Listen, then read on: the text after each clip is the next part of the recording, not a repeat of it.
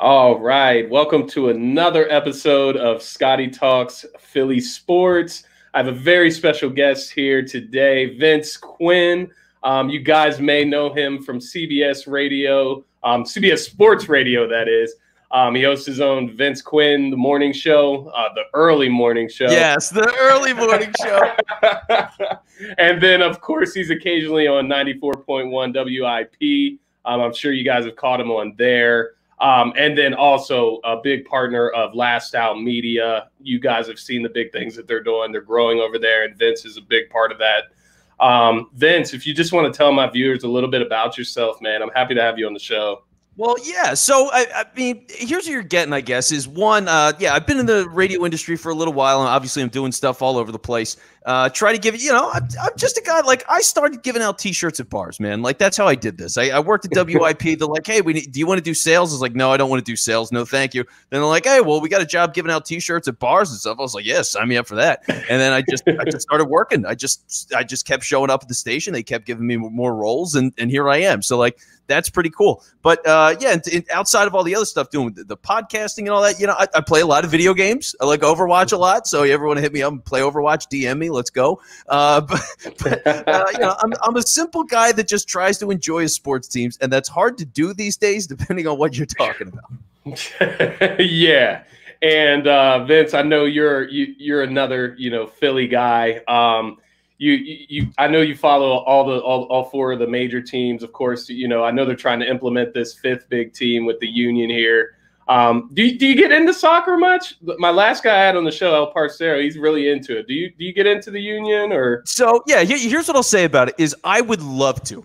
I'd love to. I think soccer's great. I've got FIFA right now. I play it with my buddies. But you know what? I just don't have the time. Like, here's the unfortunate and hilarious thing about doing sports talk is, like, you can only watch so much sports, right? Like, there's a lot of sports. And so I got to prioritize. I got to know what's going on in the NFL. That's what everybody cares about. I got to have some idea with the national show. I got to know a little bit about college football and what's going on there. I got to know about the NBA. I got to know about the MLB. So it's like all these different things, and you're going down the list, and soccer is fifth on the list. So I just can't, unless it's a big story or it's like a crazy story where it's like, oh, you hear these stories where, like, a referee in, Guatemala gets beat up for making a bad call after a match. Like, outside of something crazy like that, you just don't have time for it. So I love the sport. I think it's great. I was awful at playing it, but it's fun to watch. And, like, I wish I could get more into it. And I'm glad there is a following for the Union, and they're starting to do well because soccer's a great sport, man. It's a great sport. Yeah, man. And it's starting to pick up a little bit of steam, here in Philadelphia. I think, it brought a lot of excitement, when KD bought part of the team. I think that, helped bring a little bit of, awareness to the actual team.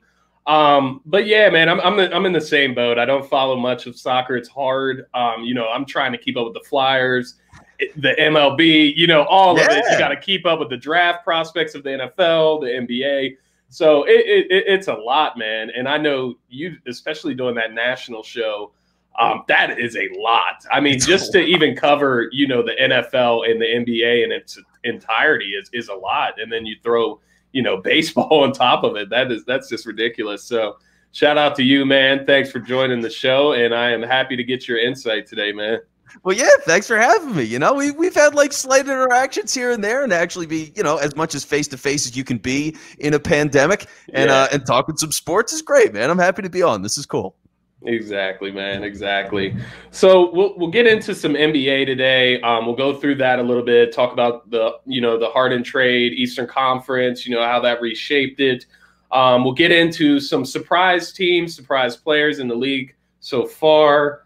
And then, of course, as I do with everybody that I have on the show, I want to get Vince's top 5 players in the NBA right now, because it's a mixed bag, man. And you would be surprised how many different answers. Obviously, there's those steady answers, LeBron, Kawhi, those type of guys, KD. Yeah. But usually in those last 2 spots, it gets a little neat how it turns out. And then, of course, we'll talk about the biggest story in Philadelphia right now. This head coaching search. Oh, my God. It's getting crazy, man. Josh McDaniels is apparently looking like the favorite right now. We'll get into how you feel about that and more of that. Yeah. And then, of course, we'll make our picks for the the conference championships this week between Green Bay, Tampa Bay, and then, of course, we have Kansas City and the Buffalo Bills. So let's get started, Vince, man. The James Harden trade. First thoughts when you heard about it.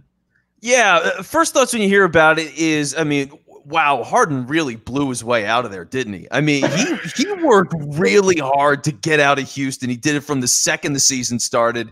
And I thought once they started playing and he played a game or two, it was like, is this going to actually drag on to the deadline? Could this actually wait a little while? And like, no, he just goes to a podium and goes like, everything sucks and it's not my fault. You can't fix it. And then he just leaves, and it's like, oh, okay, I guess he's out of here. And sure enough, he gets traded. So, like, one, it shows how superstars can get themselves into any situation and out of any situation that they want these days. Like, he did it in the most blatant and disrespectful way. And what did Brooklyn give up to get him? I mean, everything. They just gave up everything. They're just like, here's our draft for the next forever. Just take it. So it's crazy when you see all of that, the way it went down, when it went down, and how he lost weight so quickly. Like, that was how he lost 30 pounds in 2 days. Like, if James Harden took up the like TB12, you know what I mean? Like, if he had like his own branded fitness thing, and he's like, here's how I lost 30 pounds in 2 days. He'd be making more money than his max deal right now. Like, he'd be rolling. Yeah, man, and that was the first thing I noticed when I saw him in the Brooklyn Nets jersey. I was like, "What the hell, man? I need this guy's diet plan. I swear, because I mean that's ridiculous. The difference that you saw, between him and Houston, and it was only a few nights. I swear, like it was only a couple days. He just all disappeared. It was like it never happened. Like you know how like you watch old television shows and they stretch out on your TV, and so everything just looks a little like that's what he was in Houston, and now he's back on the normal aspect ratio all of a sudden. It's wild. It's amazing, man. And you have to wonder is the TV, are the TV stations playing games with us? Like what is going on? They were really trying to get him out of Houston. But we'll kind of talk about, I know you mentioned the Nets. They gave up basically their entire, future in the slight, recent, so first four first round picks and then 4 pick swaps on top of, you get Oladipo to Houston. So Brooklyn gives up Karis LeVert, Jared Allen, and Taurean Prince, and the picks and the swaps. You mentioned it. That is a king's ransom for James Harden.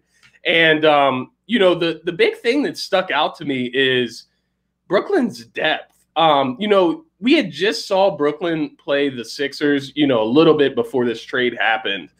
And what stuck out was the fact that Brooklyn was without KD and Kyrie, and they still had a full squad there of 2 units basically that were able to play with a pretty healthy Sixers team. I think we were just missing Seth Curry. So seeing that play out and how some of those guys that they just traded away played really well in that game. Jared Allen, he's a guy that can really get on Embiid's nerves. And you just look at some of that depth that is now gone. What is Brooklyn going to do? I mean, I get they have a really good starting lineup. But after that, you're looking at guys like Bruce Brown, and who's backing up DeAndre Jordan. I don't even know who their backup center is at this point. Yeah, I don't know. They'll figure it out as they go, and that's the thing. Like, can they make any other tweaks at the deadline? I have no idea. Maybe they try to sign somebody on that gets let go, or did they get them for a cheap contract? I don't know. Like they're gonna to work some things out. But you know what? It's the trade-off you make. Like this is how you win in the NBA. That's what the model's been for like 15 years now. It's go all in, have a crazy good starting 5, and just try to out-star power people. And that's what they're doing. And so now the question is, like, now that Brooklyn goes and makes that move, it's just, okay, can you keep those 3 main guys together on the same page? Like, that's the challenge, right? Like, that's the biggest thing. It's the biggest question in the league, really, is just, can you make it so those 3 guys can coexist on a court, coexist on, bus trips and plane rides and not hate each other and play good basketball because they got to learn how to play together. It's not like these guys have had all this experience together, even for Westbrook, or not Westbrook, even for that time when it was Durant, Westbrook, and Harden. Right. It's been a while. It's a different coach. Harden was a sixth man generally with that team. Now he's the bona fide MVP caliber guy. So he's a different person than he was back then. Like, what do those guys actually look like night in and night out? How great can they be? Is Kyrie going to handle all that? Because obviously he's such a space cadet. So balance, and Harden is obviously, I mean, he's a mess too. So you've got all of these three guys who are such peculiar, difficult personalities in their own way, and trying to make that all work in addition to the basketball adjustments. I mean, they're going to win a ton of games regardless, but that's a lot for Brooklyn to manage. And like Steve Nash, I get it, he's a player, but first year head coach, it's a tough spot to be in, man. I mean, it's all the pressure in the world because they have to win now. Like anything else than getting out of the East and at least getting to the finals is an absolute failure for them. So it's a lot of pressure. And that's kind of what I was going to ask you. You know, what happens when this thing sputters for a few games in a row? You know, they drop maybe 4 or 5 in a row.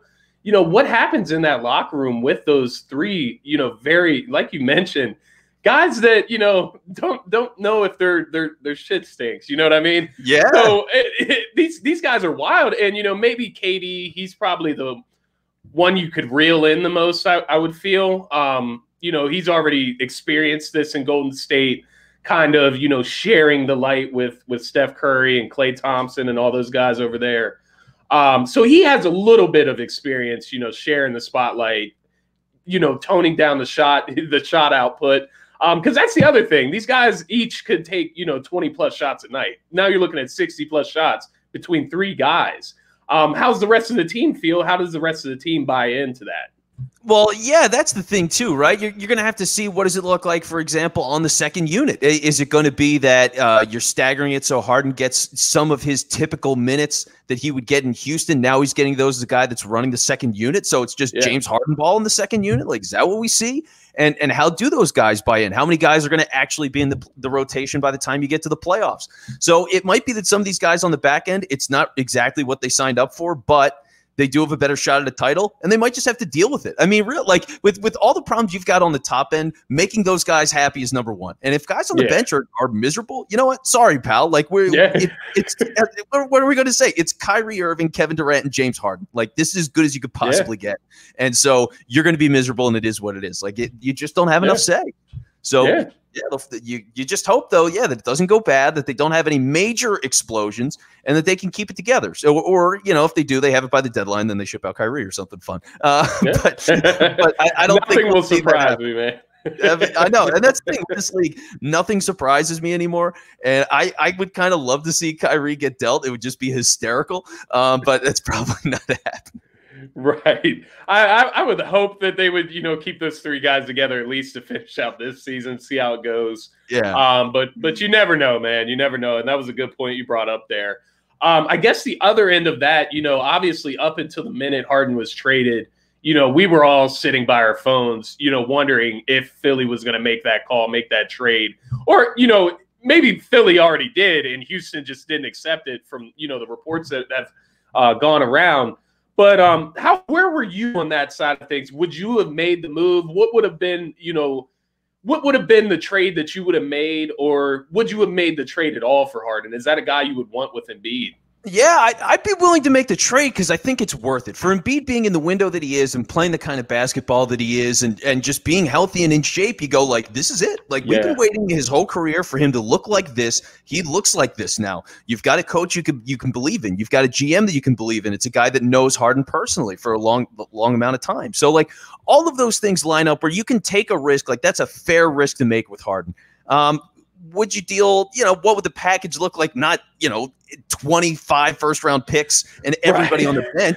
I'm not going to do that. Do we get Franklin and Dog and put him in the trade too? Maybe. But I wouldn't want to do that kind of thing, right? Like, it's Ben Simmons, Thibault, and another player, a pick. So if you're doing something like that, which was the rumor, then I go and make that move. It's a good move to make. Simmons, and I know there's a lot to say about Simmons, and I'm sure we'll get there. But For sure. You move him for a guy of this caliber. Because the other thing is, too, as much as I love Embiid, with the problems that he's had over the course of his career with durability and injury, durability and fatigue, I should say.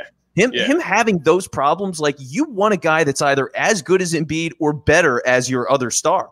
So he doesn't have to be the centerpiece all the time. Hey, Embiid, play defense for a while. Like, take some possessions off and whatever. Let Harden cook, and we're gonna get by that way. You know, for him to be the lead dog, undoubtedly, and then Simmons, like, you know, in a big three, I see Simmons as a 3. You know what I mean? So now you'd have the chance at 2 1s, and that's what you need. And so I would have made the deal, absolutely. And you know, I think what you know stuck with me over the beginning of this season so far. At the beginning of the season, I was more against it. I wanted to see what Ben Simmons was going to look like with Doc Rivers. I wanted to see how it would work.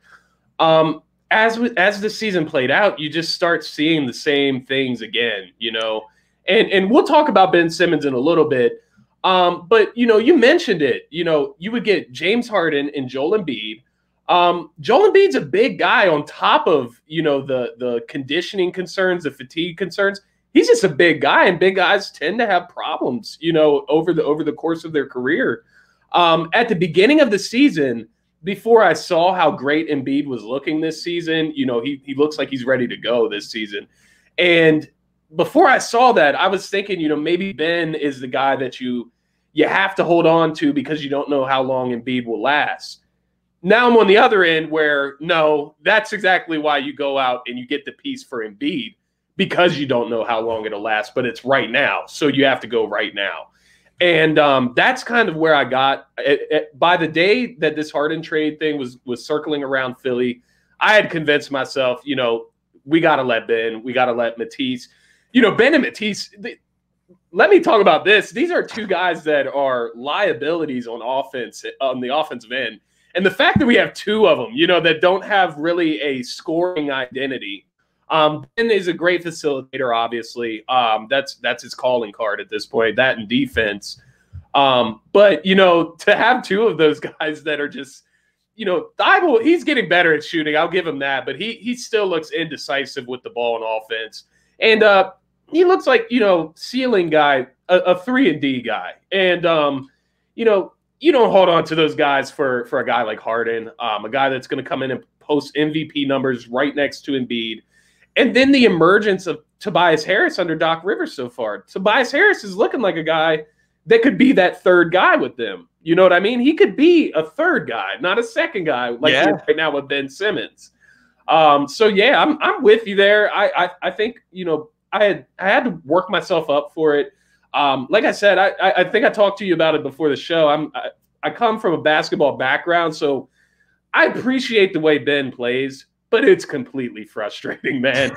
And, you know, I was one of the guys that's like, you do not trade Ben. He's a cornerstone. If you get another cornerstone for Ben, you got to do it if it fits better with Embiid, because Embiid is the better player right now, and he's got to be the focus of your team. And, you know, I don't think that we're above, you know, making a different move, you know, to maybe move Ben Simmons in a Levine trade. And, you know, I know they've said Beal's not available. It's still going to be talked about all season, as much as the Wizards suck. So it's going to be rumor mill all the way up until the trade deadline. And, you know, I'll keep my eyes peeled to see if the Sixers will be willing to make some moves.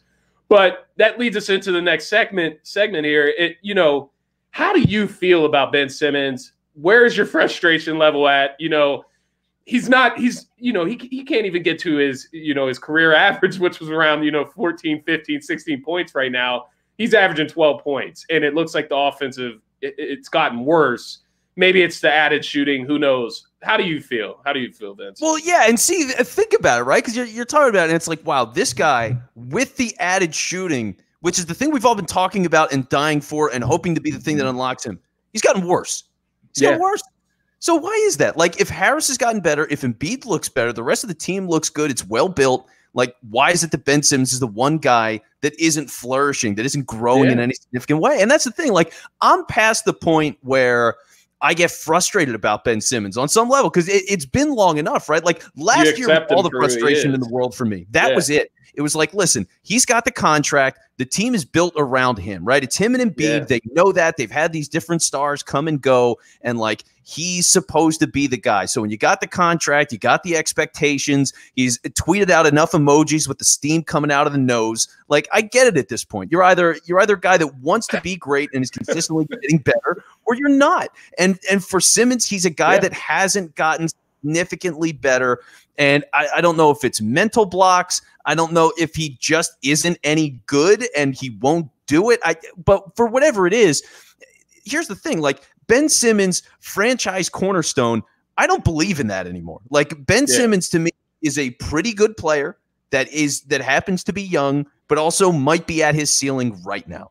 And so I don't know what that's worth. I mean, his contract is going to go up eventually. You know, is he a supermax deal? Like, do you give Simmons the ultimate, like, we're giving him $45 million a year? No. You can't, man. He's not that kind of guy. So, like, no. Can't do it anymore. There's just been so much expectation and so many opportunities for him to step up and be the guy. And he's not that, which is why when Harden comes around, like, Harden's a franchise cornerstone player. You know, like him or not, whether he's been to McDonald's 40 times in an hour or not, he's a guy that can put up 40 points.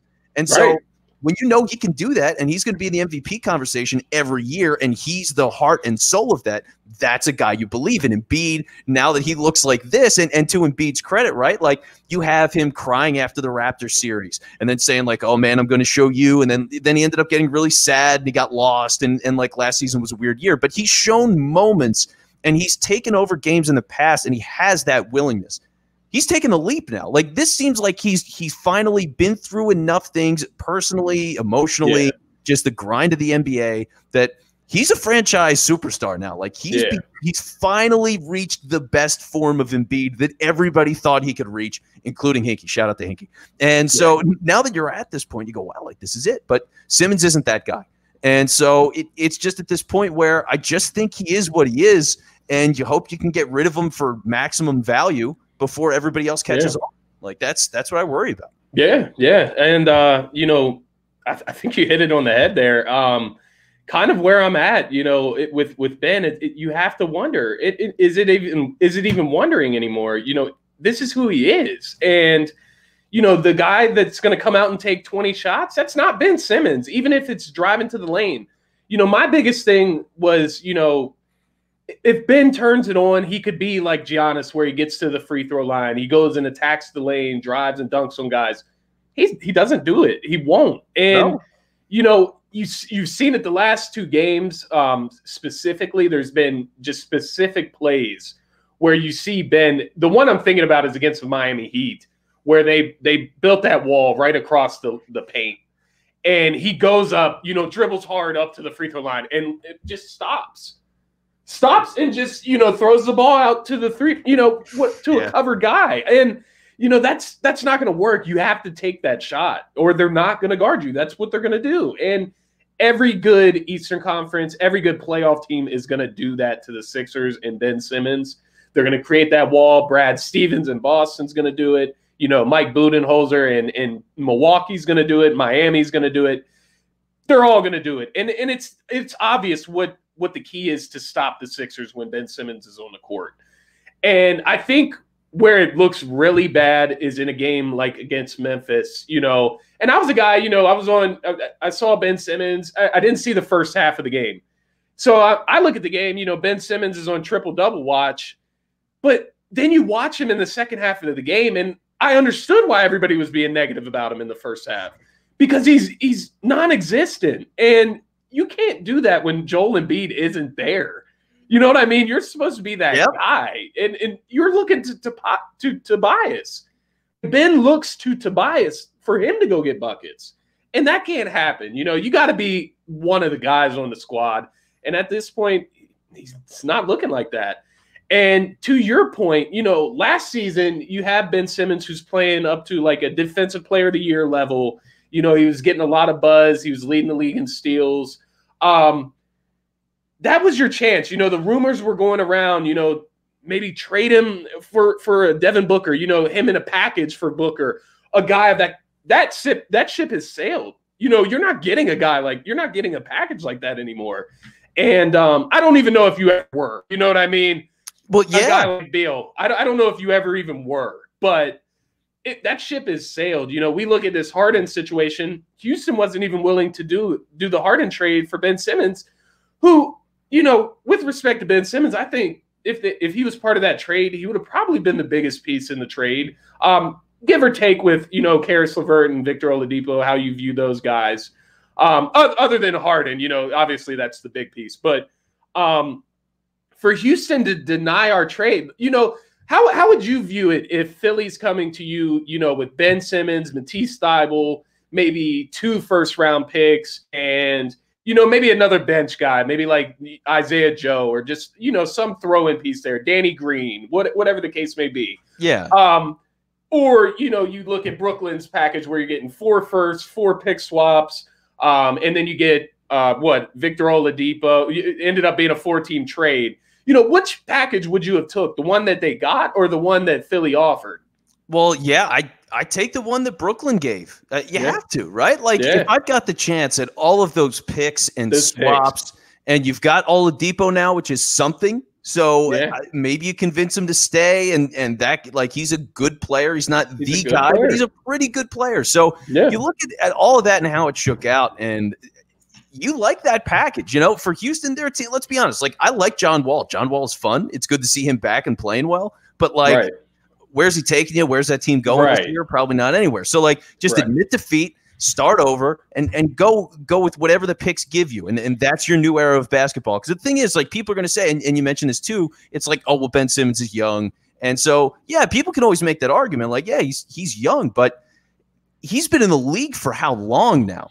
You know what I mean? It's been 5-6 years, man. I mean, so we know what he is. If he was 24 and he came into the league at 22, that's a different story. But he's a #1 pick that was good as a rookie, right? He was a pretty good rookie. And over the years that he's been in the league and getting all-star nods and all that, he hasn't gotten that much better, and he feels like a pretty finished product. So youth only means so much. You know, Wentz came into the league, he was, 23, 24. So it's a little bit different. Now, those guys are similar, and we talked about that before the show as well. And there's plenty to say about those two. But Wentz, you know, he came to the league at 24. So you judge him a little bit differently at 25 than you do a guy like, I don't know. I'm trying to think of some of these guys that come in. Like Trevor Lawrence is going to be 21, 22. Like we're going to talk about him differently at 24 than we do Wentz, because they're different expectations. So for Simmons, I don't excuse him for anything at this point because of his age. If anything, it should be the biggest selling point because, wow, he just keeps getting better, and look how young he is, and look how much better he's going to get because he's already gotten so much better. But he hasn't gotten so much better. So, like, how much better is he really going to get? And what does the youth really mean? I think the youth is something we hold ourselves up on because generally that means value, but I don't know if it does in this case. I just don't think so. Yeah. And, you know, that was my biggest point, you know, when I was on the kick of keeping Ben Simmons, you know, was his age. That was strictly it. And then, of course, you know, you look at Embiid and the injury and the conditioning history. You look at that. But, you know, Ben Simmons has his own tale with injuries. So, you know, we can't even hold that as a factor anymore. And then, you know, the other side of it, you know, you mentioned Embiid. The other side of that is how long until Embiid's just fed up of just playing with this guy that won't score the basketball. You know what I mean? You look at Embiid in that game against Miami where he had to drop 45 against a team with like 8 players. You know what I mean? Yeah. And, you know, you're looking at him. He's exhausted after that game. Comes out the next game. You know, he doesn't play that much, doesn't do that well, and then ends up sitting out the following. We can't afford to put all that on his back every night. You know what I mean? He can't be out here playing 30, 35, 38 plus minutes against a team that only has 8 players. You know, these are the games where Embiid needs a rest, and the other guys should be able to handle that. And I think that's why, you know, I think the Sixers aren't done, man. I'll give it, you know, we obviously get up until the trade deadline, but I think there is a move to be made out there. There's guys like Levine out there, Beal also, you know, I mentioned him. Beal is one that I would love to get, but I just don't think it is possible. I think he would probably garner something close to what Harden, you know, got traded for, if not even more, because he is younger as well. And he's leading the league in scoring right now. So, you know, his price is going to be high. Levine, it seems like his price is getting higher. But he's a realistic guy. If you can put a package together surrounded around Ben Simmons and maybe a couple first rounders, but and then that's when it comes in. You're willing to give up that for Levine, but not Harden. So it's just a whole conversation. Kind of where I want to end that segment on is are the Sixers built right now to compete in the East? And how has that Harden trade in him being on the Nets reshaped the Eastern Conference? Well, yeah, the thing is before you had a lot of really good teams, but you could make an argument that there was like 4 teams at the top that were basically in the same class, right? Like there was just you look at Milwaukee, for example, and you see that and you go, okay, like Boston, it's whatever. Like there's enough things with those teams you could go, okay, these are kind of similar. It's not like a clear leader of the pack. But now it's Brooklyn and everybody else. Like it's just that simple. So for them to look, just to have as much talent as they do, and by the way, for Durant to look as good as he does, coming off the Achilles, I mean, you just see those first couple of games, you go, holy crap! Like you wouldn't even know he's gone. Yeah, it's unbelievable. So you see that, and you go, okay, well, Durant looks like Durant. That makes him the best team in the East. Anyway, I mean, before the Harden trade, I don't care what the record is. That's to Kevin Durant playing like Kevin Durant. That's the best team in the East. So now you add Harden to the equation, and like as they figure it out, people are going to try to down the Nets, but they're just the best team, and I'm going to believe in them until they lose. So that's how you look at it. But for the rest of the teams, for the Sixers as they're constructed now, so you're looking at Ben Simmons still being on the team and all that good stuff. Like no Bradley Beal's, much I'm with you, and I'd be on the Beal train. You look at Ben Simmons at this point, and you go, okay, if the team is going to be this, can they beat Milwaukee? Yeah, like look at Embiid, right? Like the Embiid factor is what has been the thing that we fixated on so much in the past, and it really hasn't come to fruition. Like he's been injured, he's wearing the mask, all that different kind of stuff. So he's just been through so much stuff where in the series where you thought he could carry you, he either did for stretches or just wasn't able to long enough. No backup center. Now you got Dwight Howard. That's a big game changer. So all those things coming into play, they should at the very least, they have a very good shot to get to the Eastern Conference Finals. From there, it just depends on, did somebody from Brooklyn get hurt? Did you by chance end up playing somebody else because there's just like a miracle upset? Maybe the Heat pull it off and they face Brooklyn and they steal a conference, the second round they beat them. I don't know. Unless something like that happens, I figure you got to beat Brooklyn to get there. But they've got a good chance as anybody to beat the team that faces Brooklyn. And that's all you can hope for at this point. This early in the season with all the COVID stuff and missing games and you know what I mean? Like they give me that kind of optimism, which is huge for them because where were we a year ago? Yeah. And, the biggest thing has to be, the shooting, first of all. Obviously, they added shooting in the offseason. Seth Curry was one of my favorite additions. And that's the crazy part is when, guys like Seth Curry, and I'm bringing it back to Ben Simmons, guys like Seth Curry, guys like Shake Milton, guys like Tyrese Maxey, the offense looks better. It looks more free-flowing when they're in the game and Ben Simmons is not. And when it looks like that, a rookie in Tyrese Maxey, a guy, that was made in the G League and Shake Milton, guys like these are producing more than Ben. I know Ben, he gets the assists, he gets the rebounds, but this team needs scoring sometimes, and that's what it's about. And even guys like Danny Green, he was off for a little while there, and then he explodes for 9 threes in one game. So, all these guys are adding something in, and I'm just waiting for Ben Simmons, to be part of that. You even see in the Memphis game, I don't know if you caught that game, but I watched the second half. And Shake Milton went off. He took over the game. He kept the Sixers in the game. And you saw the stretch without Ben Simmons on the court. He didn't come back on the court up until maybe 4 minutes left in the fourth quarter. He left early, midway through the third quarter. Sixers went on a run without him on the floor. He comes back and, they lose by one or 2 points. He makes one of those dumb passes. He's trying to pass the ball with under a second left in the game. And how are you going to get a game-winning shot up like that? And it's just stuff like that worries me with him. The other side comes in, they'll say Ben Simmons can guard KD. Nobody can guard KD, period. Maybe he would have the best chance at slowing him down a little bit. But then you're looking at James Harden and Kyrie Irving. So at this point, it's not about defense, at that point. We have Embiid in the middle, and that anchors our defense. If you have a chance to get another guy that can help you keep up with the Brooklyn Nets, because that's what everybody's going to be trying to do, is keep up. These guys are going to be scoring at a clip. If KD's off one night, Harden might go off for 40 and Irving for 30. So there's too many options there of elite scoring.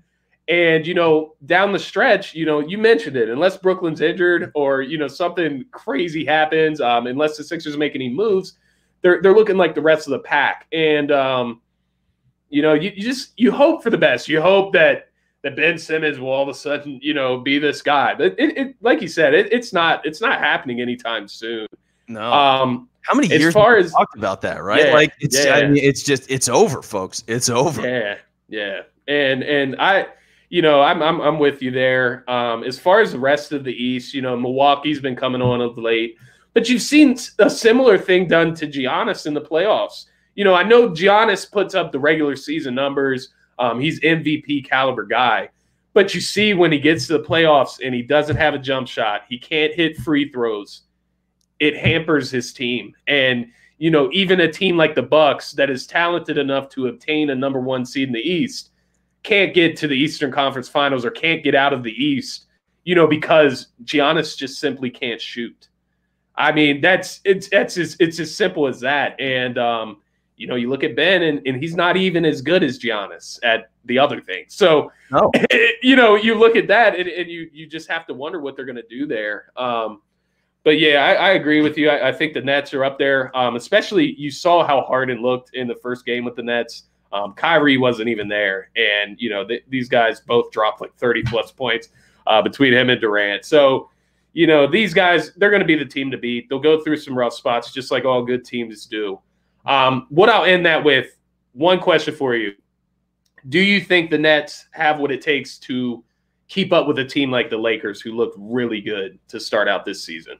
Yeah, they do. They do, but it's just going to be like, how smooth is the basketball between those three guys? And when they have those points where, hey, like you were talking about just a minute ago, like if Durant's having an off night and they know that, and he just goes, hey, it's not for me tonight, like I'm just missing some shots.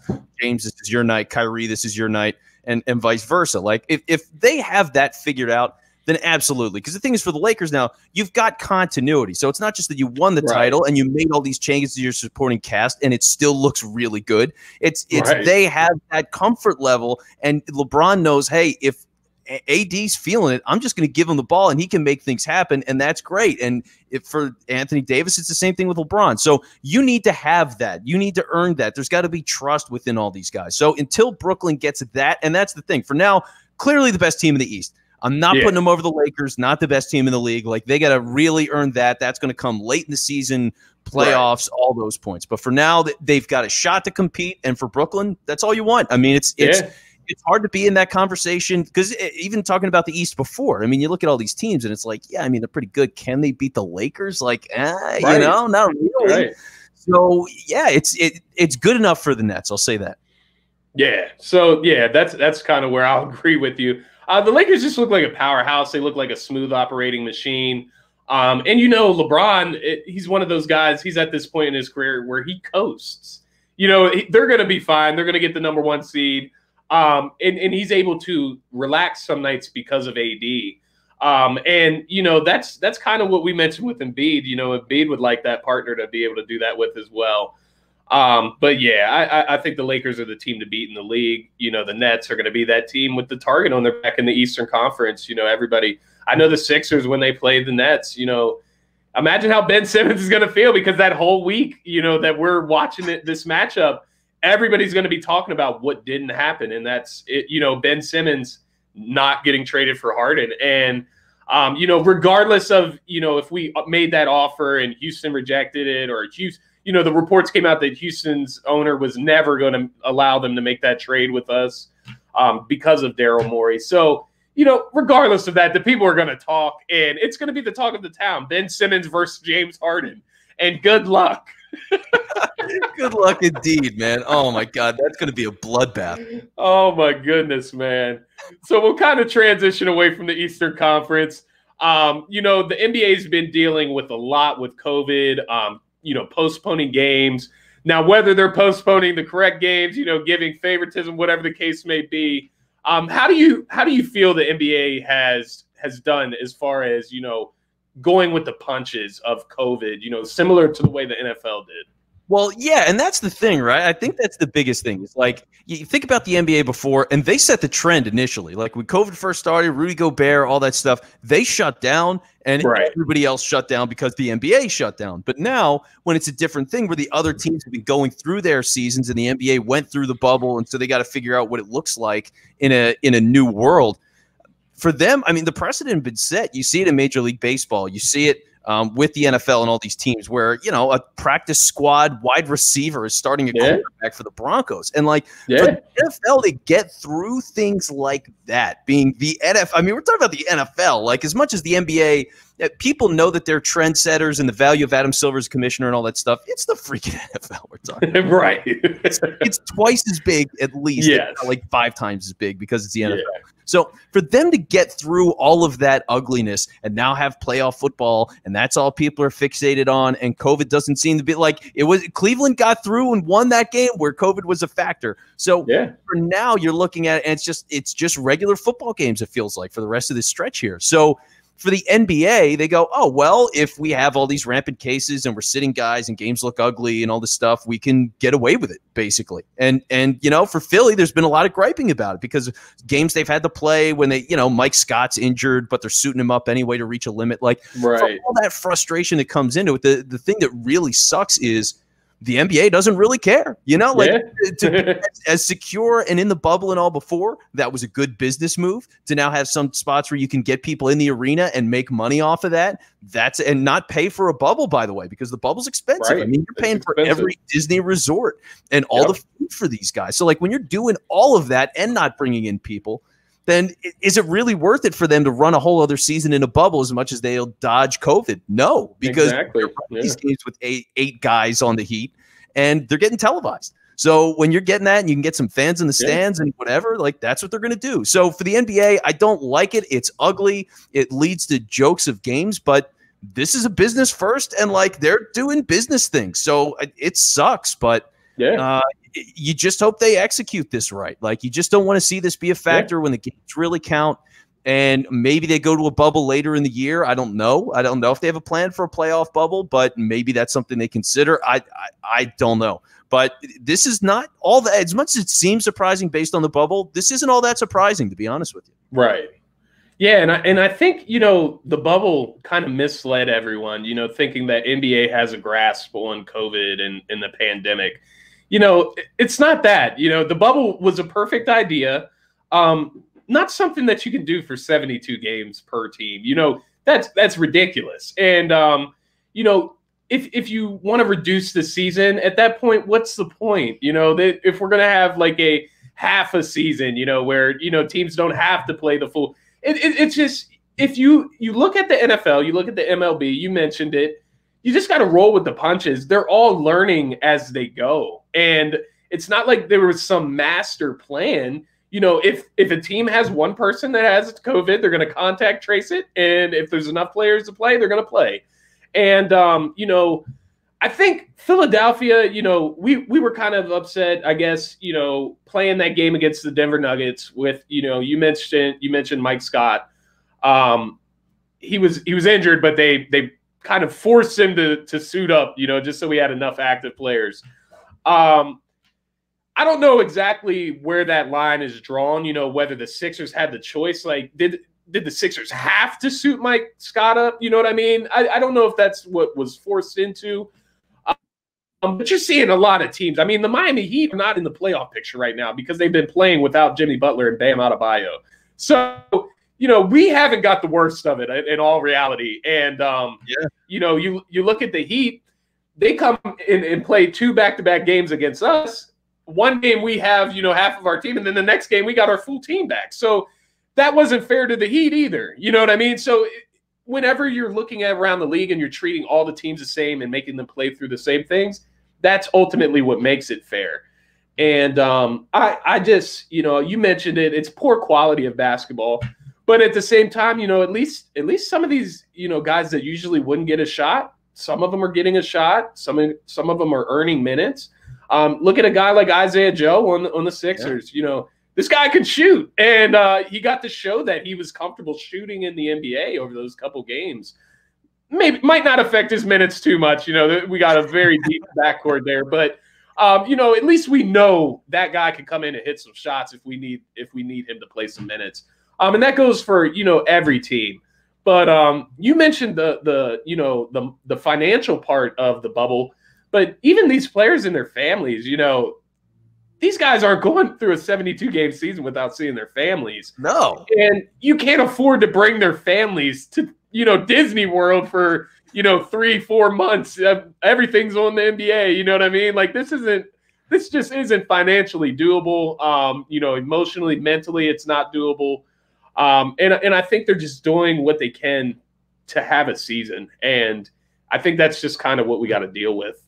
Yeah, that's the grind, man. I mean, ultimately, and here's the other thing too, is as weird as it is, but these guys are professionals. They knew what it was, especially for the NBA for this season. Like you've seen the MLB, you've seen what the numbers are across the country, how things trend, all that different stuff. So these guys knew, they participated, they get paid well, they're professionals that are paid to play. And you just got to hope that they take it professionally. Some of these guys that are out partying at clubs and whatnot. Yeah. Harden, you don't want to see that kind of stuff. So, like, as long as you're seeing the guys on your team be professional, be accountable, take things seriously, then that's really all you can hope for. And everything else, it's just the price of playing and getting paid to play basketball. So that's the game, and that's pretty much it. I mean, it's ugly, but that's a fact of life. Yeah, and these guys get paid a lot of money at the end of the day. At the end of the day, it is a job. And just like some other people are going out, everybody wants this entertainment, then this is what you're going to have to deal with if you do want sports entertainment. This is just the climate that we're in during this pandemic. So, I thought you had some good points there. We'll kind of wrap up the NBA segment part of the show. Any surprises that you wanted to mention, any surprise teams, any surprising performances from players? I know you mentioned KD off the injury. That, honestly surprised me a little bit that he was able to come back and average 30 points a game. So, anything like that, did you have any surprise picks, surprise teams that are playing really well this season? Well, yeah, so there's a couple of things that are kind of fun right now. Like, you saw the Warriors start the season, and they're just the most miserable thing ever, like historically bad losses. And then, Draymond comes back, and Steph Curry gets into spite mode, and now they're 6-6, and it's like, all right, this is fun. I don't know what they're actually going to be. I don't know if they'll make the playoffs or not, but it's fun to see them play and be competitive when nobody thinks they're going to win games. So it's nice to see the Warriors as an underdog and still be competitive. So I'm really enjoying that about this season. I mentioned John Wall earlier. I mean, that's a hell of a comeback story. Like, it's really nice to see John Wall and everything that he's doing. So good for him. And then here's the other one. This is kind of unfortunate time because I know the Sixers just lost to the Grizzlies, but I love the Grizzlies, man. Like, I'm just such a big fan of that team, and I love John Morant. Man. Like, yeah, and that's the thing. I mean, think about John Morant. Like, that guy is a killer. He's what, 20? Like, he is a cold-blooded killer, that guy. And you see what he does for that team, and he's running the show and going at the basket and making plays happen. And it's like, okay, I mean, you could talk about youth and growth, and like, I could see that from John Morant. I don't see, you know what I mean? Like, he could lead the team and be the lone superstar that wins a game. You know what I'm saying? I was going to ask you, at this point, and it's crazy to think this, maybe 3-4 years ago, we would have never thought this is possible, but John Morant is more valuable than Ben Simmons, and that's insane. Yeah, that's insane. You know what I mean? To where we're at. I mean, if you're the Grizzlies and I offer you Ben Simmons for John Morant straight up, do you take that deal? No way in hell. Right? There's no chance. There's no upside to that, really. There's none. No. So that's the thing. Like, John Morant is amazing. So you look at that team and like, they're 6-6. He's missed a couple of games. It's like, all right, like I can really get excited about that. So I love Memphis. I just think they're so much fun. I don't know what's going on with Cleveland. Like, I know they're winning games, and that's a surprise. I can't imagine that we're gonna look back on this in 2 months or 3 months and be like, hey, remember when Cleveland wasn't like the worst team in basketball? Wasn't that fun? So I'm not getting too excited yet, but it's interesting. Like it's a fun story for now. Yeah. Cleveland's very interesting. You know, they're kind of like a half old, half young team, kind of. You know, you got Colin Sexton, Darius Garland, a bunch of those young draft picks. And they're looking like a fringe, you know, Eastern Conference playoff team right now. But you know, and what's interesting is that they've created even more depth by being involved in that trade with you know, the Harden trade. They got Taurean Prince and Jared Allen in return for that. So you're looking at their lineups there. They have Andre Drummond, Larry Nance Jr., Kevin Love. You know, they got a plethora of guys there. Just, you know, they have nothing that really sticks out to you and scares you. You know what I mean? No.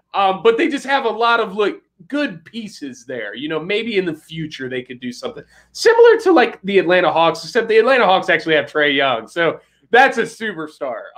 And maybe Colin Sexton, he's not going to get to Trae Young's level, but you know, maybe he can be that guy for them. But you know, they're an interesting team. The New York Knicks are an interesting team. They just beat the Celtics by 30 points yesterday. That was odd. They're another team that is, you know, fringe at the bottom of the, you know, Eastern Conference playoff picture right now. And it's so weird how they play. You know, it seems like a lot of their young draft picks really didn't work out. I mean, they're just kind of, you know, role players. And then you have like Julius Randle who's scoring like 25 a night. And, you know, it's just so weird. But they're winning games somehow. And, you know, Tom Thibodeau, he creates this defensive mindset and this tough grinding mindset. So that's, you know, that's something interesting. Interesting anytime the Knicks are anywhere close to the playoffs, right? Yeah. So, and we're like 13 games into the season. So this is their chance to be talked about, you know. And then I think another team that has kind of gone on under the radar and has gotten out to a pretty good start is the Phoenix Suns, man, with Chris Paul and Devin Booker. I haven't seen a lot of them. I just see them. They're at the top, you know, with the Lakers, the Clippers, the Jazz. The Jazz is another team out there playing really well in the West. But I do like your pick for the Warriors. That's interesting basketball, man. Steph Curry. I mean, he's always somebody that's talked about. You know, people have been questioning him since Kevin Durant came there. And you kind of do just hope that he, you know, can kind of put together an MVP performance there and make them somewhat relevant. I don't know how relevant you can be when, you know, Andrew Wiggins and Draymond Green are scoring options for you. But, you know, it's fun.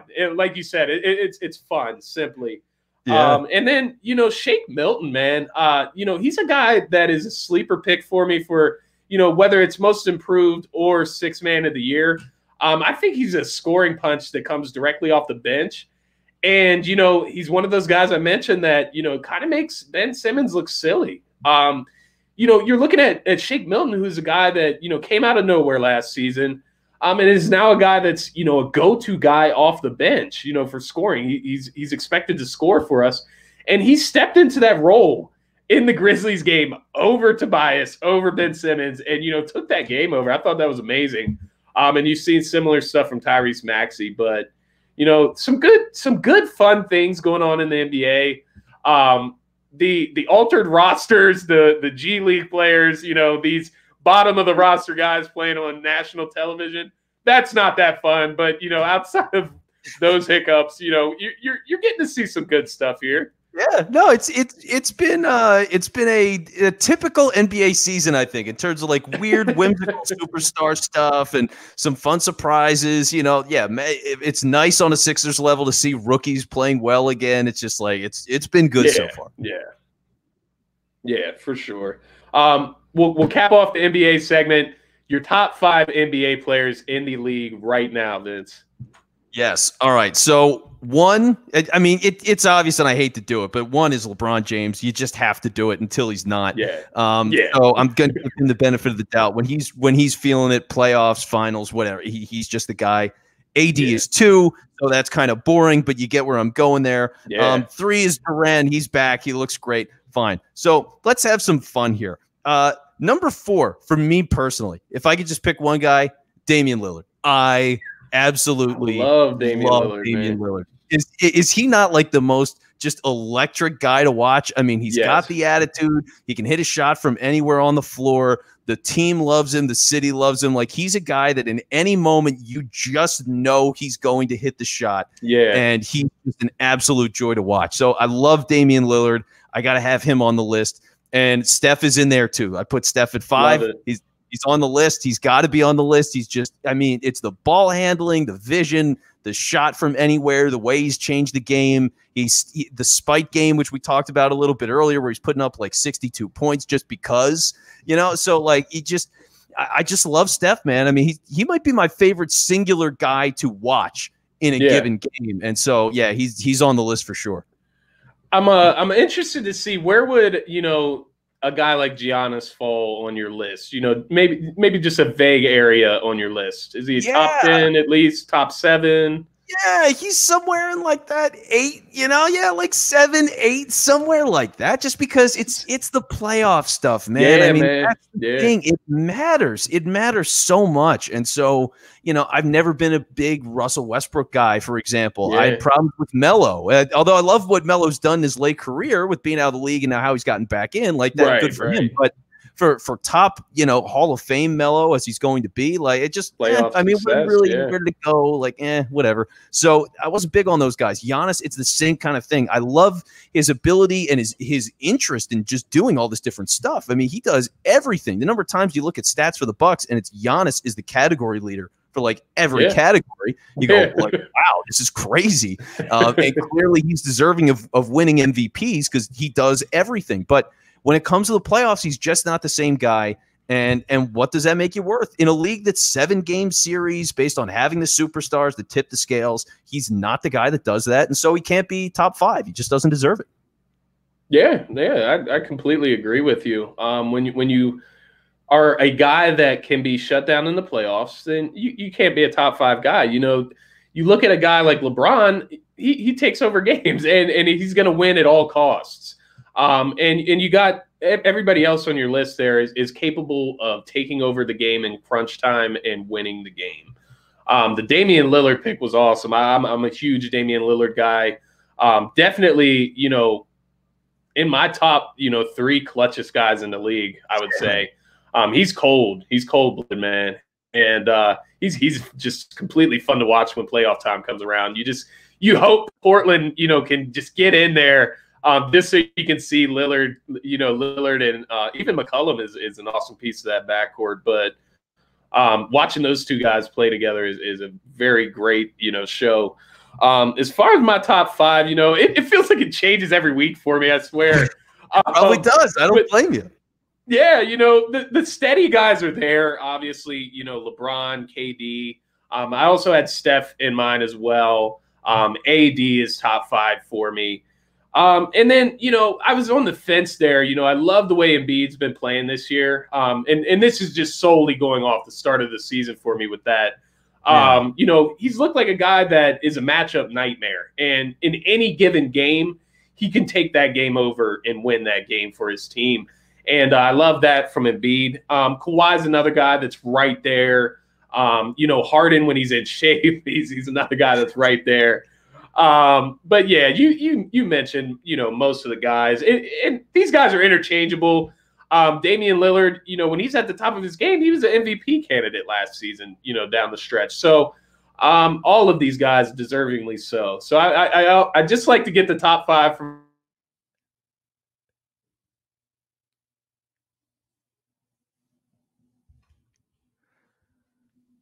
Top it off, in that segment on the NBA. And we'll finish up the show with a little NFL. Obviously, the Eagles still don't have a head coach. Houston doesn't have a head coach yet. The Chargers kind of went, surprise mode with that Brandon Staley hire. Yeah. I thought for sure they were going with the bowl, but they did not. So we're looking at the Eagles right now, the head coaching job. First thing I want to ask you, I guess, is this a desirable job?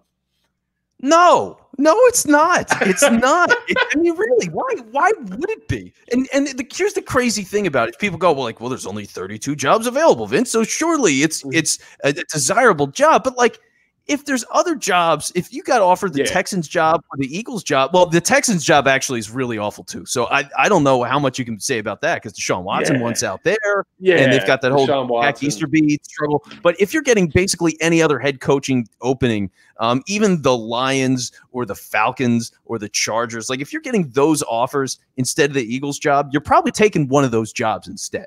So it's not that all jobs are not equal. So that does not mean the Eagles job is automatically a desirable thing. It's not. It's desirable to certain people, but the most qualified people are less likely to be interested in this job. Because I mean, I'm not surprising anybody with the reasons, right? It's like Howie Roseman has too much say in everything. So that's a problem. When you can't pick your game day roster, like, what are we even doing here? Let's give Howie the play sheet. Let's have him call plays from his office. Be the coach, man. I mean, I don't get that at all, man. He's just going to do everything at this point. So fine. But that's not going to be appealing to anybody. Lurie's involvement is not going to be appealing to anybody. So when you've got all of those problems, I mean, if you're being pushed towards being a Wentz guy and you don't want to be, that's not good for anybody. So it's just a massive problem because what they're doing is they're limiting their options all over the place. If you've got to deal with Howie Roseman calling everything, okay, that's going to lose you some candidates. If you've got to be a Wentz guy, that's losing you candidates. It's like playing you ever play Guess Who?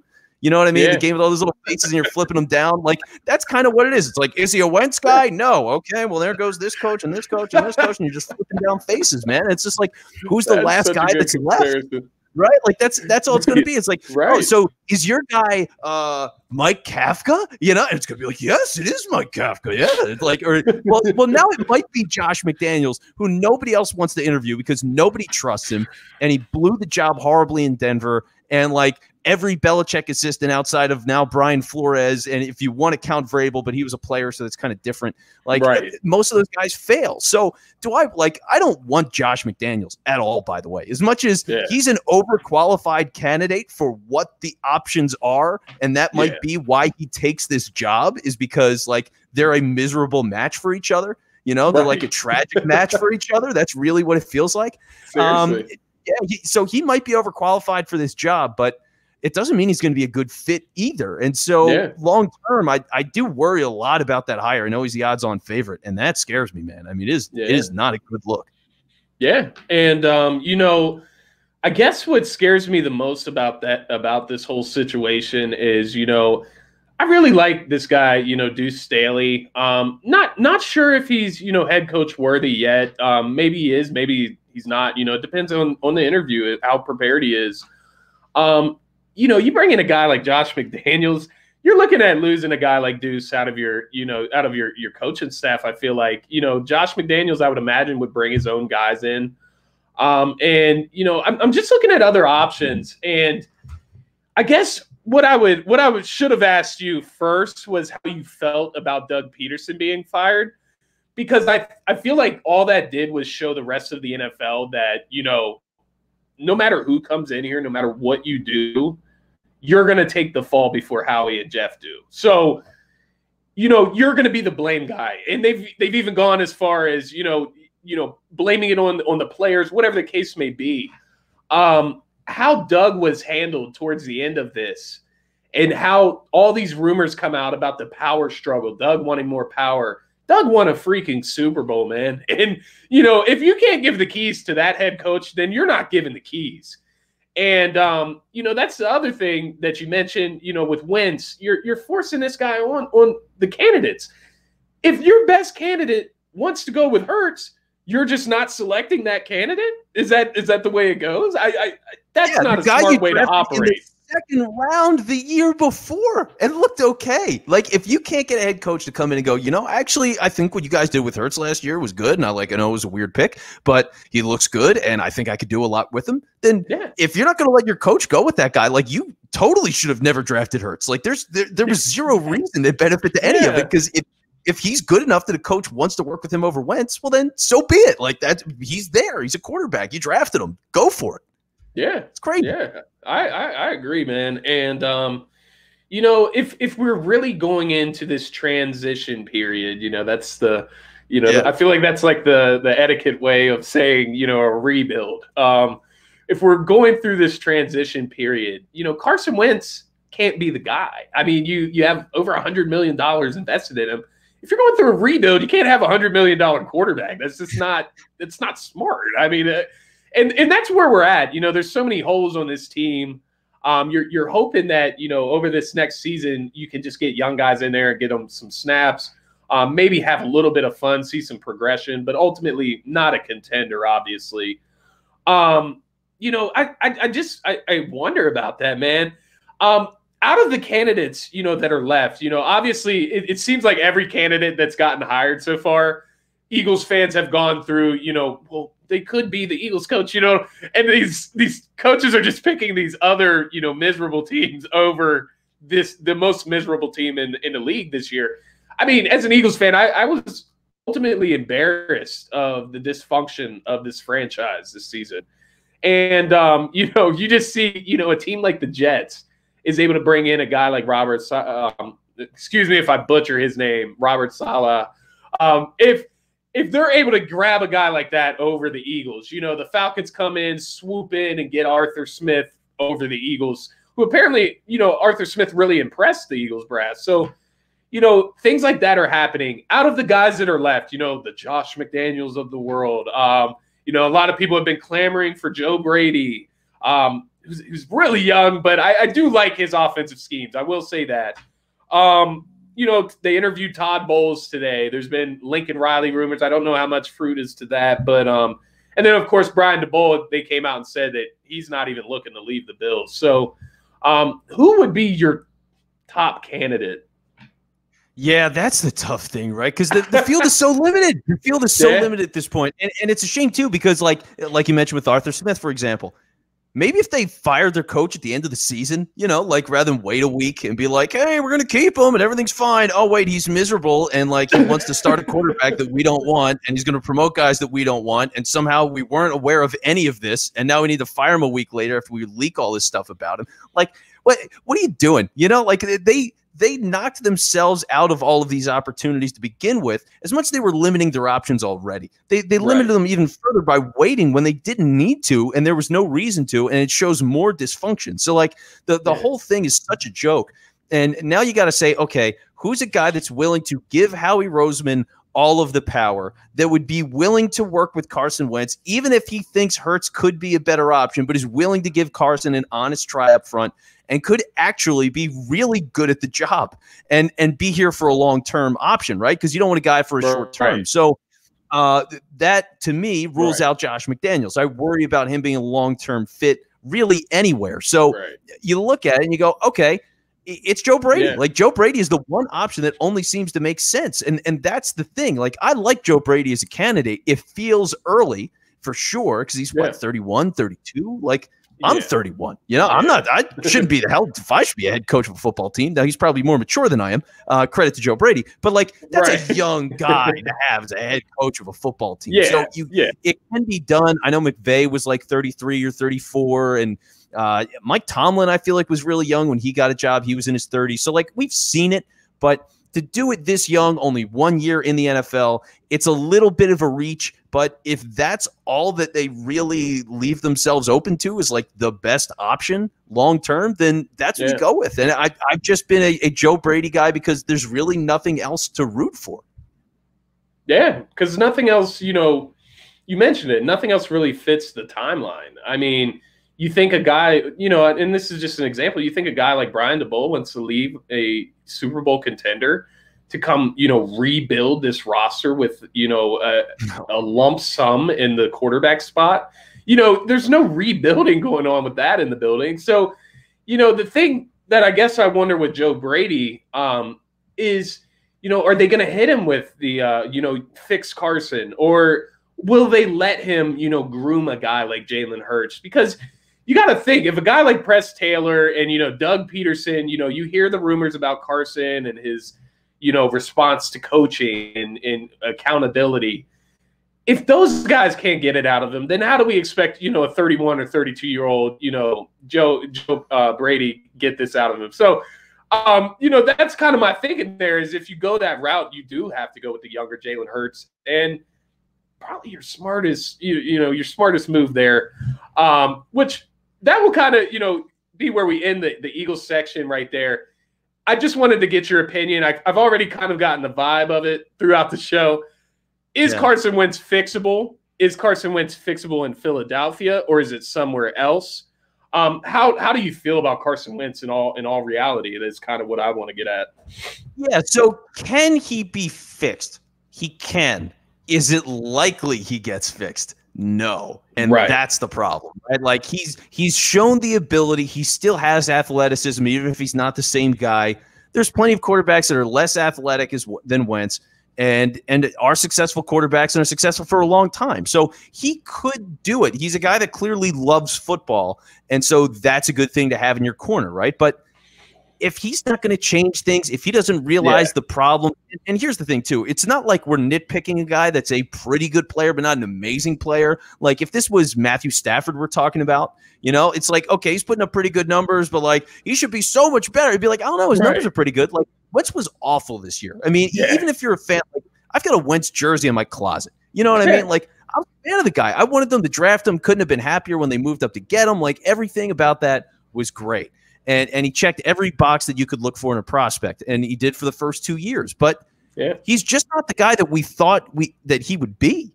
And so for him to be at this point where he's completely lost, he doesn't have accountability. There's a split locker room. The fan base is split. You've got the Wentz baggage. Like there's so many things that are just wrong about all of this.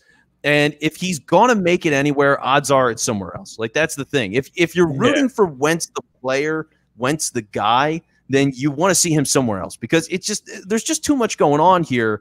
And there is something to be said for a fresh start. We've seen that a lot with different players. And, you look at Aguilar and what he's doing, like he looks pretty good in a fresh start to me. Rasul Douglas, Sidney Jones, like they look good in other places. Ronald Darby looks good in another place to me. So, get him somewhere else. And if you can get him off and start the rebuild with the like great point with Joe Brady, if you bring him in, like having him with the younger quarterback that's going to be more likely to listen.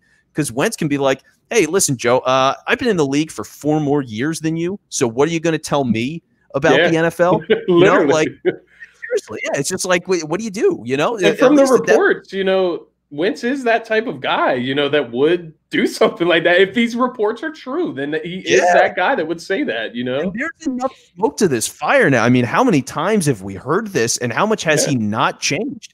So it feels like it's true. And so you look at this now and you go, I mean, he is fixable. He is talented. And if he really believes in this and loves playing, then he's got to make those adjustments. But it might be the shock of no longer being an Eagle who, firing Doug Peterson to keep him and forcing coaches to work with him. If they finally give up on him and how bad that looks for the franchise, maybe that's the thing that snaps him out of it. Going somewhere else with no expectations and a broken ego, like maybe that does something for him. But for here in Philly, I've been feeling it for months now, and it's only gotten stronger. It's just not going to happen here. Yeah, and I think you hit it on the head again. It's almost like it's played out here, and the similar to Simmons, just waiting for it to happen. Waiting for the playoff game. Waiting for him to get us to the playoffs and win a playoff game. We've been waiting for years now, and it seems like we're always brutally disappointed. He even misled us last year, with the, getting that practice squad of a team to the playoffs and then, getting knocked out in like the first drive. He kind of misled us into thinking that coming into this season, with a new, healthy roster, and mind you, healthy is a stretch. But it's not like these issues were different from last season. Obviously the offensive line impacted things, but when you see Jalen Hurts come into the offense and then all of a sudden, guys are catching balls, guys are getting involved, and to be completely honest with you, just optics, it looks like guys are having a lot more fun with Jalen Hurts. Whether it was Carson Wentz in his head, I know he just got married, just had, a new baby girl. Whatever it is, wherever his mental is, I don't know. Because you looked at some of those games last year and you had to question yourself. And this is me. I'm like you said, I'm a Carson Wentz. I was a Carson Wentz fan. I'd never hold one player over my team, and that will never happen. But I was a Carson Wentz fan, and I did want the best for him. But there was points in the season this year where it looked like whether it was Doug or Carson, somebody was throwing the game. Just heaving the ball into the end zone unwarranted. You're already a team that's beat up. You have a weak offensive line. You can't afford to turn the ball over like that. And, that's kind of what stuck with me. Obviously, the interceptions were up this season, but the fumbles have always been there. And that's always been an issue. And the mechanics, his feet, throwing, just everything. And it's stuff that we've talked about. It's stuff that we've, hoped and prayed that he would fix in the offseason.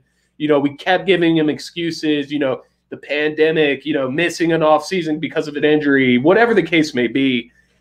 It's not coming together. Similar to Ben Simmons in that aspect, it's not what we thought it was. And, at some point, if you're rebuilding, the Eagles, Howie and Jeff, first of all, Howie, I don't know what you're doing if you're drafting Jalen Hurts, and that's not your plan if Carson had a bad season like he had this year. Whether you thought Carson would get injured or have a terrible season, you drafted Jalen Hurts in the second round. He showed a spark. He showed that there's something there to work with. And, it just seems like another one of those ego things where, Howie and Jeff Lurie just won't let go. They just want to say that they were right. They did the right thing with Carson. And, it doesn't have to be that way. Carson's not doing us any favors. Carson hasn't reached out to the Eagles and told them everything's okay. He hasn't spoke to the public and said everything was okay with Doug and everything's okay with Howie. He's not doing this. So it looks like that bridge is burned. And, I think the smart thing is just to restart it. And, you already went through the coaching or the quarterback controversy when Foles was here, after Foles won the Super Bowl. And to do this again, it's exhausting for me as a fan to just sit here and have to argue and discuss the same things with our team all the time. Yep. Just pick a guy and go with it, man. That's where I'm at. Pick a guy and go with it. If Jalen Hurts is the guy, pick him. He's younger. It makes sense. He's cheaper. Yeah, at the very least, it should be a competition at this point. Just Wentz hasn't earned anything. Here's the other thing, too. People always go back to, the last 4 games of 2019, he was amazing. And you know what? He was. But, how good was he in the other 12? Right. Was he an all-world superstar player? Were we all singing the praises of Wentz? He had some good games. He had some bad games. And he just looked okay. He wasn't bad. He wasn't amazing. He was good. So, for him to be that kind of guy in 2018 where, and I don't know if you remember this, in 2018, there was that game against Dallas where he was awful for 3 quarters. And it was maybe it's time to put Nick Foles into this game. Maybe bench him. So that's 2018. That's the year after the Super Bowl. Then 2019 is the year where he's not great for 12 games out of 16. And now he's awful this year. So 2017 is not just 3 years ago. It's 15 years ago. I mean, in terms of the NFL, that's a whole career lifetime ago in the NFL, 3 years. So I don't know what to take from anything from 2017. I don't know how relevant it is anymore. And so he doesn't earn that. That's not part of his reputation anymore. Because for 3 years, he's just not been that guy. Him. Yeah. And something I guess that I've really noticed, and I think this year, proves it even more, is that Wentz, I think that the Eagles thought that he was going to be this Patrick Mahomes guy, this air raid quarterback that can really just, win his team games. He's not that guy. He's a guy that needs a strong running game. He needs to not be the focal point. When he's the secondary option, when they have a strong running game going, similar to when we played Green Bay in that 2019 season, Jordan Howard had the monster game. Miles Sanders, did his thing in that game. Wentz had 3 touchdown passes, no interceptions that game, but he only had 170 yards. But that was a beautiful game. Yeah. And, it makes you think, is Wentz just this game manager that tries to do too much, out of his, limits? And every once in a while, he'll make one of those crazy throws that, kind of makes you think, well, the talent's still there. The throw to Boston Scott against the New York Giants, week 8 or week 7, whenever that first matchup against the Giants was, that won the game. But, when you go back and look at those games, you shouldn't have been losing them if Wentz doesn't turn the ball over in the first place. So making up for mistakes is not winning ball games. And, we gotta, let that that bias and that favoritism and the wanting for the same thing with Ben Simmons, the wanting for them to reach their potential. They've reached it. And, you know, I get quarterbacks have bad seasons. I know that. I'm sure we all do. But when you look at the Eagles roster, you know, you can switch the coach. It's not changing this front office. It's not changing the way this team is built. And it just doesn't really fit with Wentz in the trajectory that I'm seeing here, honestly. No, it doesn't. And that's why they got to get him out. They got to start over. It's just, you know, eat the money for the year, as much of it as you can, you know, because obviously the salary cap's a mess. Right. Whatever you got to do with eating money, and just, you know, you dog it this year. You say, okay, we know we're going to lose a lot of games. We're going to play Hurts all year long. We're going to see what our full draft class can do. But by the way, let's see what this draft class that we just had can do. Like, can we see Davion Taylor for a large stretch? I'd love to know what he actually looks like. I would just love it. So like, let's see what that is. Let's see what the next draft class is. Undrafted guys, flyer free agents that you think you can recoup their value. Like, that's what next year needs to be. And for Wentz to be around for this team, I don't see the point. It's hard to make up good logic for it, other than you really think they can get him back to 2017. And I think, to your point, like, he's a game manager. That was a great team that year. They ran the ball really well, one of the best running offenses in the league. All the other weapons were clicking. Alshon Jeffrey was a top wide receiver option at that point. Zach Ertz was one of the best tight ends in football, no doubt. Like, you just had everything there. And so it's not the same team. He doesn't have the same support. He doesn't have the lack of responsibility of having a team as built as that. And, like, he's not that guy. So until he realizes that, then he's going to be the same player you're seeing. He's trying to force things. He can't make the throws, and the team loses, and it's going to be miserable. And you brought up a good point about 2017, where we watched Nick Foles step right in his shoes and win the Super Bowl. So, you know, maybe that speaks to Nick Foles and his clutchness. Obviously, he had, you know, an amazing games down the stretch there to win, you know, that championship run, obviously. But, you know, maybe that just speaks to how good the team surrounding was. You know, it was a magical year. It was a perfect storm. And that's not just Carson Wentz, you know, and that's what we're starting to see. And it's starting to become apparent. I think, you know, maybe he's a game manager at this point. You know, you look at a guy like Ryan Tannehill, who I know all Eagles fans would sit there and look at him and call him a game manager. And, you know, he's down there with Derrick Henry. He lives off the run game. Would you take Ryan Tannehill over Carson Wentz right now? Yeah. Oh, easy. You would. Easy. You would. So, you know, if you're looking at a guy like Ryan Tannehill that's better than your quarterback and you would call him a game manager, then, you know, it's not the guy for your team. And you do your due diligence. If you don't think Jalen Hurts is that guy, you go out and you find that guy somehow, some way. But we'll end it up here. I've had you on for a while now, Vince. I appreciate you. I just want to get your picks, you know, for the Super Bowl. Who do you think's going to the Super Bowl? Yeah, well, let's start with the AFC. I have no idea what's happening with Mahomes. No clue. Yeah. I mean, that's a big question mark. Yeah, so that's the question of the century. I would figure he's going to play, and that's going to be the biggest thing. Like, what does he look like if he plays? If it's a neck thing, there's a theory that he's got like some nerve in his neck that got jacked up. That's a big deal. So right now, I mean, I got to lean Buffalo right now, regardless with Mahomes, because I just don't know what he's going to look like. So I'm expecting at the moment Buffalo to win that game, and we'll see how that goes with Mahomes. On the other side, I would love to tell you it's Green Bay. I really would. I mean, I think they're just a well-coached team. Rodgers has been playing out of his mind. Like, they look great. But the Bucs crushed them earlier this year. Man. I mean, they crushed them. That was like a shocker of a game, and that was in Lambeau. And the Packers were playing good football at that point. So I don't know, man. I mean, Tampa, because here's the thing. I'm watching that Tampa and Saints game, and I'm going, you know, the Saints are just awful today. Like, Tampa was making some plays, but Breeze was bad. Like, the whole thing was just bad.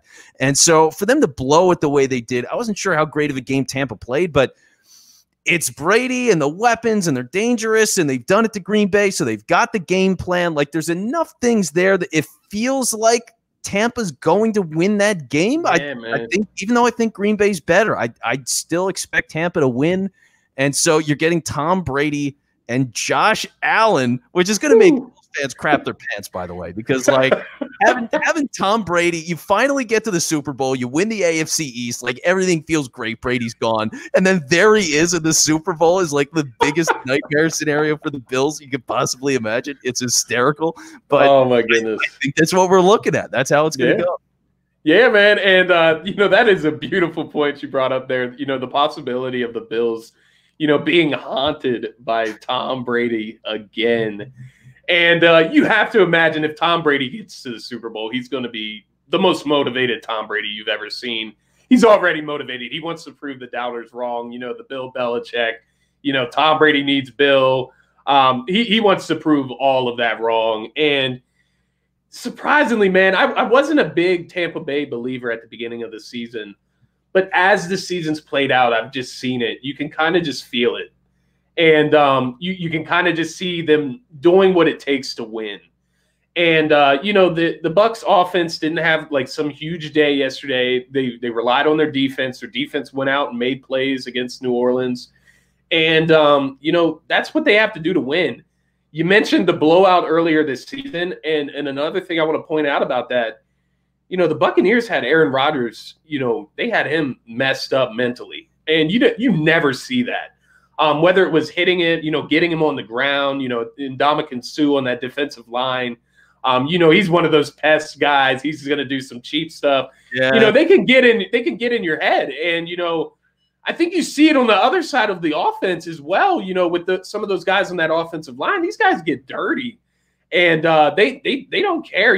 Tom Brady's out there cursing his team out and, stomping around the field. And it just shows you, people will criticize Tom for that, but that's who he is, and that's what's got him where he's at. And when you see that fire, it gives me a hard time, going against him in a big moment. We can even go back to 2017 season, against him in the Super Bowl. I was scared to death. I felt like the Eagles had the way better team than the Patriots. I was looking at the defense. I was looking at the offensive weapons. I thought we had the better team, and, Tom Brady comes out and puts 500 passing yards up on us. So I won't be surprised by anything. I do have Tampa Bay in that game. I really want Aaron Rodgers to get another ring. I really do. I love Aaron Rodgers as a talent, but I'm like you. I don't see it. Kansas City, man, with this question mark with Mahomes, I mean, it was already going to be a close game. The Bills have hit their stride. They've knocked off two pretty good defenses in a row. Better defenses than the Chiefs, the Ravens and Indianapolis. So, I'm looking at that offense, and I think they're ready to go off on the Kansas City Chiefs. And, it's going to be a game where Kansas City needs to score 40 points or 30 points, let me not reach too high, but 30 plus points, and without Mahomes at his 100%, I don't see that, even if he plays, if he's got like a nerve injury in his neck, he's not going to be doing those QB runs. He's not going to be as mobile as he usually is. So he's not going to be the same player. And you mentioned it, man. That's a $500 million product right there. Yeah. Are you really going to risk that at all? Because this isn't just a risk of him, maybe going out there and, twisting his ankle again. He could end up, paralyzed if something happens with his neck wrong. And I mean, you saw him. He couldn't even stand after that injury. So play your cards right, Kansas City. You know what I mean? Don't risk too much. You saw the similar thing with RG3. You remember back how the Washington football team ruined him in the playoffs against, I believe it was Seattle. Threw him out there with like an already torn ACL, and then he like tears his other knee up on top of it. But you hope they don't do that to him. But hopefully he can play, because you want to see that matchup, man. I mean, that might be a better matchup than the Super Bowl if you're just looking for offense. You know what I mean? Yeah. No, and people love offense, so we'll see how it goes. Exactly, man.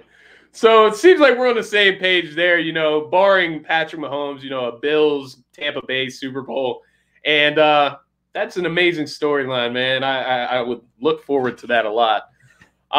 Thank you, Vince, for coming on the show. We're gonna wrap it up, man. I'm hungry. I'm gonna cook us some dinner. Yeah, I don't know about you, man. It's time to eat. I don't know about you, man, but I am hungry.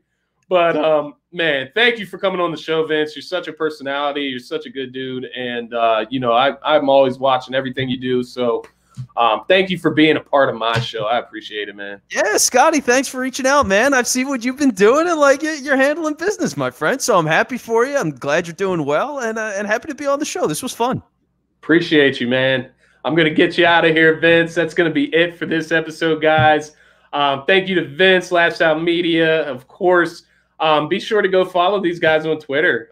You can find Vince Quinn. I believe it's at Vince Quinn. There you go. There we go. And, of course, follow Lifestyle Media. They're putting out some fire stuff over there. Also want to shout out my guy, Tony Cotillo. You know, we're doing big things over at Heat Ratio Sports, too, and that's what this podcast is brought to you by. So thank you, Vince. Have a good night, guys, and thank you for tuning in.